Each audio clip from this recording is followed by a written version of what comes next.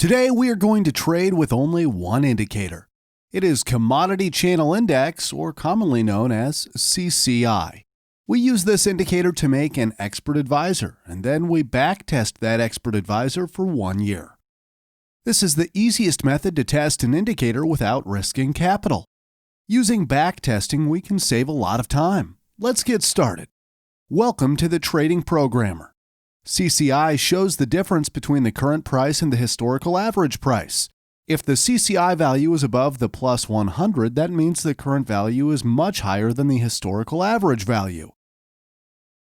When the CCI value crosses below plus 100, we start a sell trade. When the CCI value crosses above the minus 100, we start a buy trade. We close sell trades when CCI crosses below minus 100, and we close sell trades when CCI crosses above plus 100. Let's write the codes and see how this strategy turns out. We try this EA and Euro US dollar 1 hour chart with $1,000.